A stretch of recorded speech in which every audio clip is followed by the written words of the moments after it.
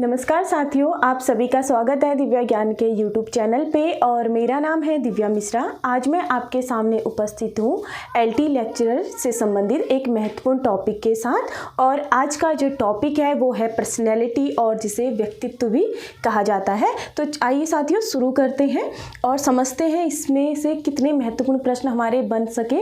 ये हमारी कोशिश रहेगी कि इससे संबंधित कोई भी प्रश्न अगर हमारे पेपर में आए तो हम उसे बिल्कुल सही करें, ठीक है, बिना डाउट के साथ। तो चलिए शुरू करते हैं। तो सबसे पहले हमारा जो आज का टॉपिक है वो है व्यक्तित्व, जिसे पर्सनैलिटी कहा जाता है। तो सबसे पहले इसके मीनिंग को समझते हैं। पर्सनैलिटी जो है व्यक्तित्व का अंग्रेजी जो है अनुवादन किया गया है। तो व्यक्तित्व अंग्रेजी भाषा के जो पर्सनैलिटी है इसका जो अंग्रेजी अनुवादन है, जिसकी उत्पत्ति या ओरिजिन कहें तो वो हुआ है पर्सोना शब्द। और जो पर्सोना शब्द है वो किस भाषा का है?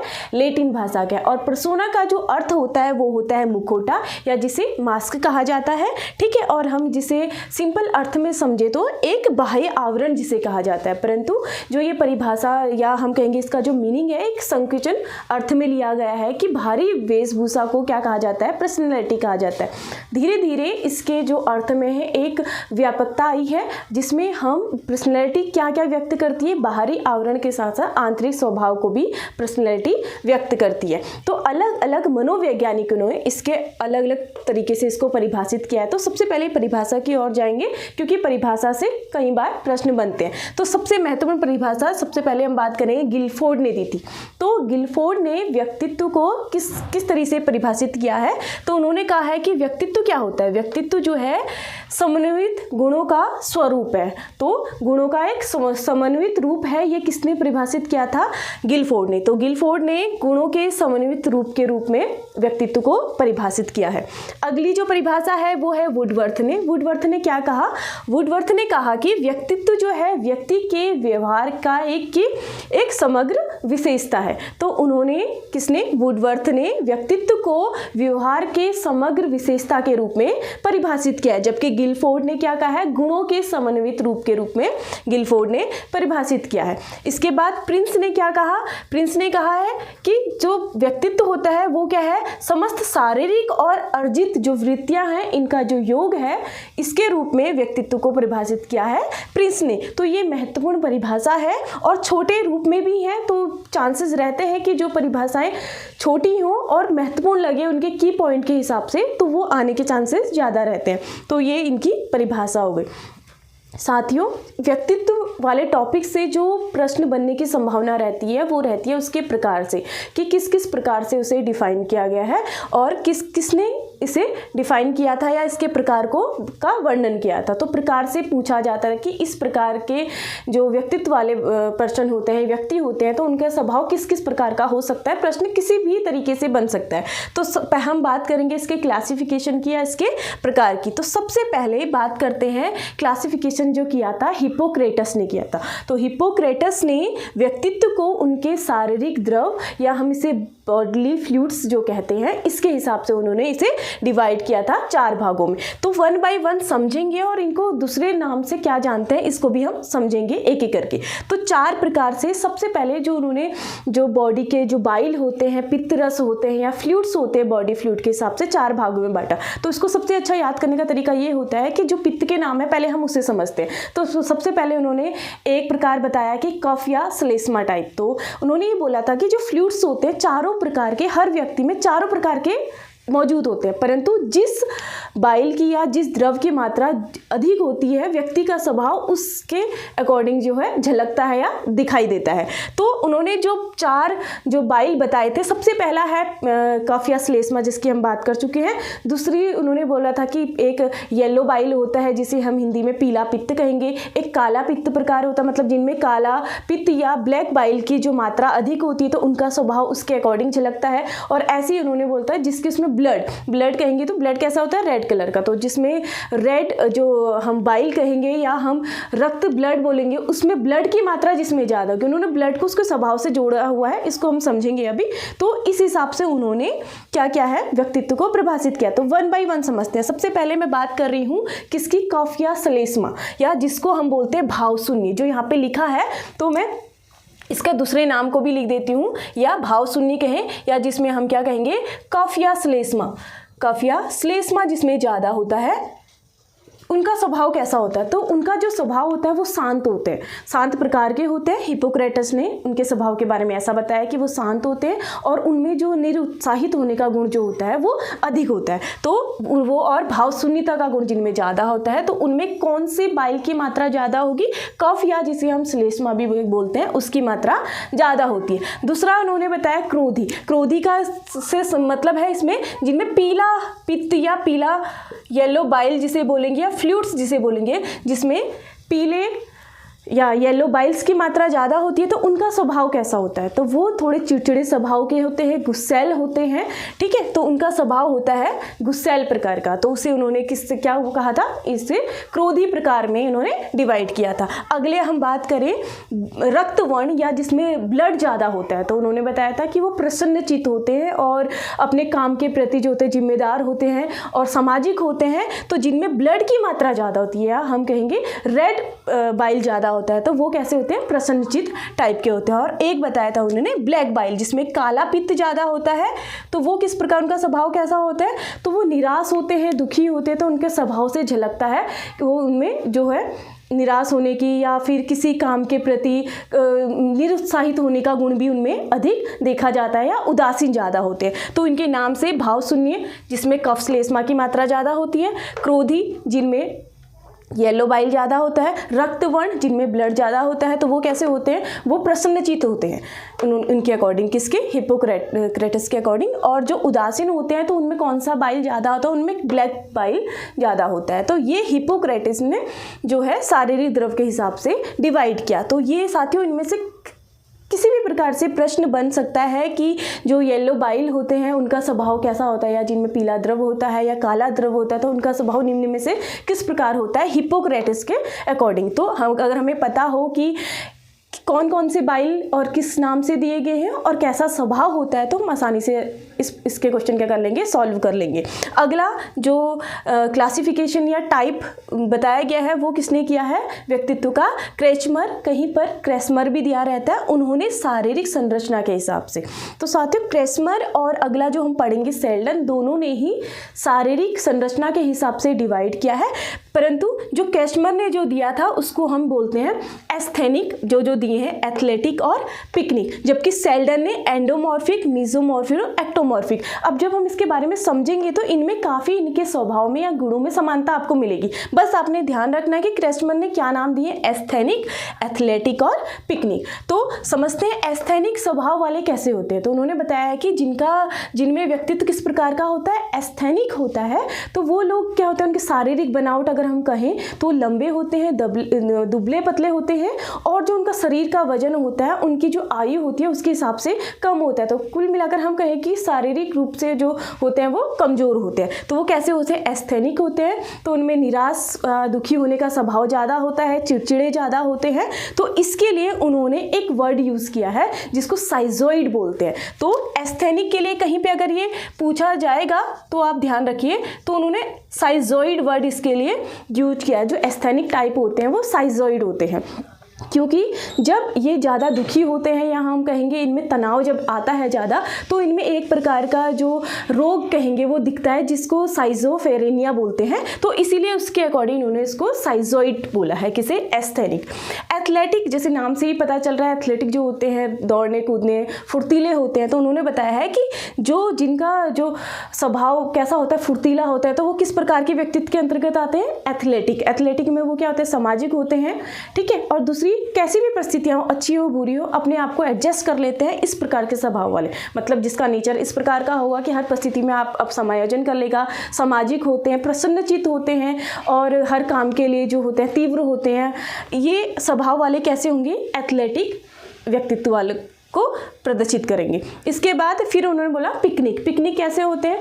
इनका जो शारीरिक बनावट देखेंगे तो ये छोटे होते हैं, नाटे होते हैं और खाने पीने के शौकीन होते हैं। ये सामाजिक भी होते हैं, परंतु जब कभी तनावग्रस्त वाली स्थिति आती है तो इनमें जो है मैनिक उत्साह विषाद या जिसे बोलेंगे मैनिक डिप्रेशन, तो ये रोग इनमें देखने को मिलता है। किनमें? पिकनिक प्रकार वाले में। तो ये इस हिसाब से किसने डिवाइड किया था? क्रेसमर ने।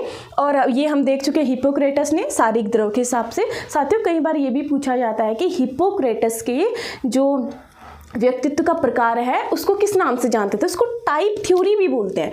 टाइप थ्योरी कहा जाता है किसे? हिप्पोक्रेटस के। इसको टाइप थ्योरी किससे संबंधित है? हिप्पोक्रेटस के से कहा जाता है। और हमें पता है कि हिप्पोक्रेटस ने जो व्यक्तित्व का डिवीजन किया था वो शारीरिक द्रव्य बॉडीली फ्लूइड के अकॉर्डिंग किया था। क्रेसमर ने शारीरिक बनावट के हिसाब से किया। Picnic asthenic athletic. अब ये एस्थेनिक में हम बात कर चुके हैं, पतले दुबले होंगे, चिड़चिड़े होंगे, निराशवादी होंगे और उदासीन होंगे, ठीक है। और उनको एक नाम से और जानते हैं, साइजोइड नाम से उनको जाना जाता है। एथलेटिक नाम से पता चल रहा है कि फुर्तीले होंगे, सामाजिक होंगे, प्रसन्नचित्त होंगे, हर परिस्थिति में अपने को एडजस्ट करने वाले होंगे, वो होंगे एथलेटिक।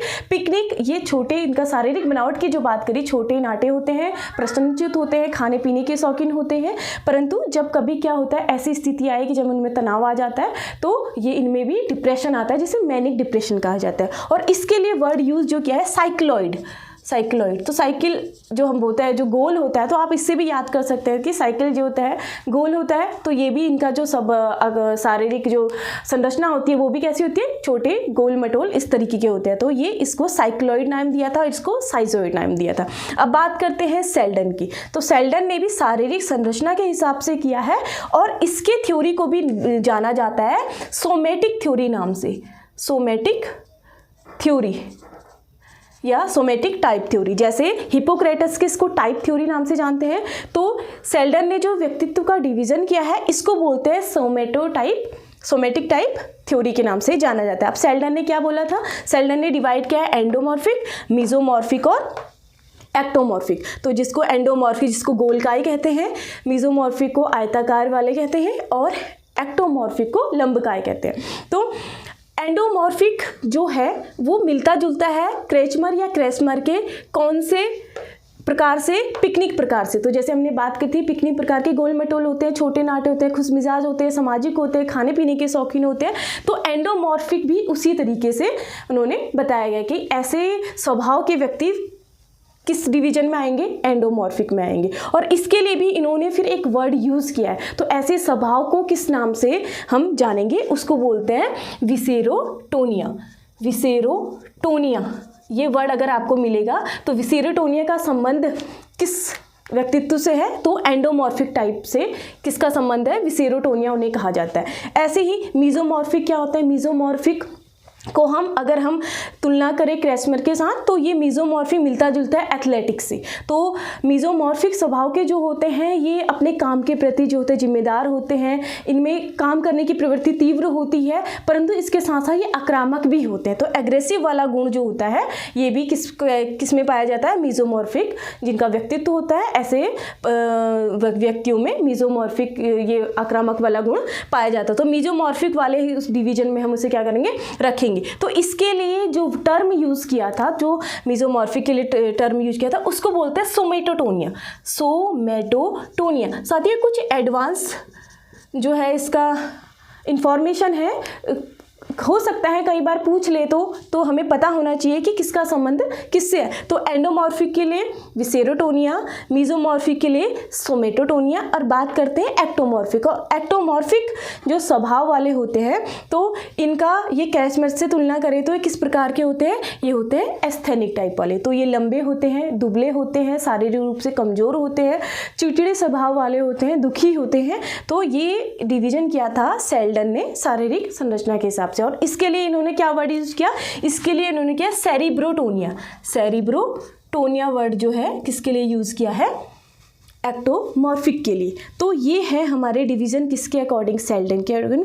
अब लास्ट हम पढ़ते हैं कार्ल जूंग, और जिसे इंग्लिश में जूंग भी कहा जाता है, कार्ल जूंग। इन्होंने भी डिवीजन किया था व्यक्तित्व का। किसके अकॉर्डिंग? देखते हैं। इन्होंने वैसे दो प्रकार से डिवाइड किया है, जो आधुनिक जो मनोवैज्ञानिक है उन्होंने फिर इसका तीसरा टाइप भी बताया है। तो इन्होंने बताया कि व्यक्ति जो होते हैं अंतर्मुखी सब व्यक्तित्व वाले हो सकते हैं, बहिर्मुखी वाले हो सकते हैं या उभयमुखी। तो अंतर्मुखी वाले जो होते हैं जिसको हम बोलते हैं इंट्रोवर्ट, एक्सट्रोवर्ट और उभयमुखी, जिनमें दोनों के गुण होंगे। जो इंट्रोवर्ट होते हैं वो उनमें जो होते हैं अकेले रहने वाला स्वभाव ज़्यादा होता है, मतलब हम कहेंगे कुल मिला के असामाजिक होते हैं, ठीक है। तो और नियम सिद्धांत को मानने वाले होते हैं, ठीक है। नैरो माइंडेड जिन्हें कहा जाता है, उस प्रकार का स्वभाव होता है किसके अकॉर्डिंग?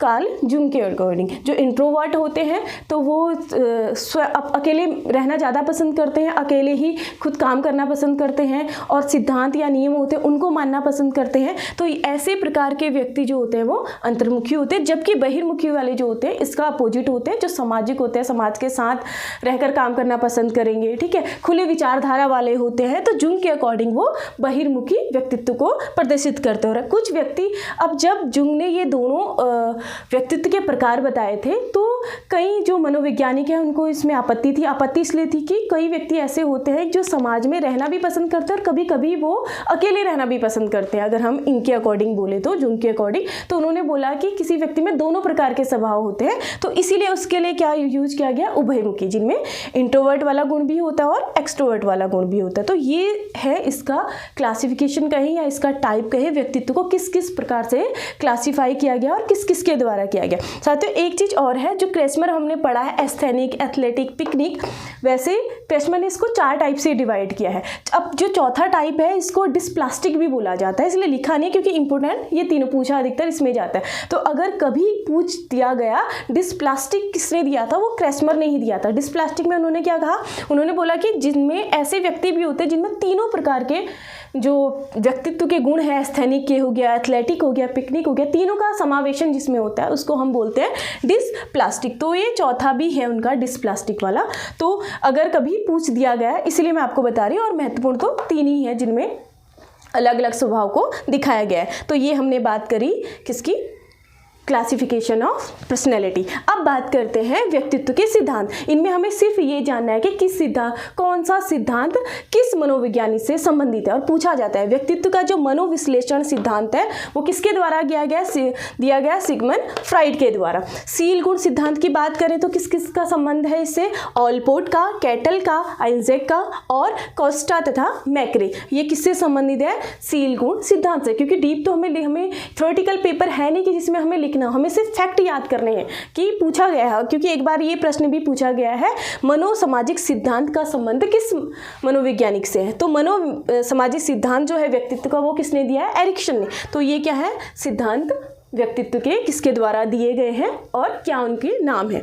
अब अंतिम जो है हमारा आज का, वो हम बात करते हैं व्यक्तित्व के विशेषता की या इसके गुणों की। तो व्यक्तित्व हम सभी जानते हैं, पर्सनैलिटी कभी किसी का व्यक्तित्व जो है एक दिन में नहीं निखर के आता है। तो व्यक्तित्व क्या है, एक कंटिन्यूस प्रोसेस है, धीरे धीरे उनमें चेंजेस आता रहता है, बदलाव आता रहता है समाज के अकॉर्डिंग और अपने व्यवहार के अकॉर्डिंग। तो व्यक्तित्व एक सतत विकास वाली प्रक्रिया है, हम ऐसा भी कह सकते हैं। इसके अलावा अगर अगला गुण देखें तो दृढ़ इच्छा शक्ति इसमें निहित होती है, सामाजिकता का गुण व्यक्तित्व में झलकता है, ठीक है। और इसके अलावा सांवेगिक स्थिरता का गुण पाया जाता है, एकता व समाकलन को प्रदर्शित करता है, नैतिकता के गुण को प्रदर्शित करता है। इसके अलावा समायोजन की प्रक्रिया या समायोजन की शक्ति को प्रदर्शित करता है और आत्मचेतना को प्रदर्शित करता है। तो ये है व्यक्तित्व के गुण। मैं उम्मीद करती हूँ साथियों कि आपको ये टॉपिक समझ आया होगा और आप ये भी समझे होंगे साथ साथ कि इससे कैसे कैसे क्वेश्चन पे एग्जाम में आ सकते हैं। इसी तरह की वीडियो देखने के लिए और एलटी के सिलेबस से संबंधित जितने भी टॉपिक हैं हमारे प्लेलिस्ट दिव्य ज्ञान चैनल में प्लेलिस्ट बनाया गया है, उसमें सारे टॉपिक पढ़ाए गए हैं। तो आप उन प्लेलिस्ट को देखिए और अपने जो है 1 बाय 1 अपने टॉपिक तैयार कीजिए। मिलते हैं अपनी नेक्स्ट वीडियो के साथ। Thank you.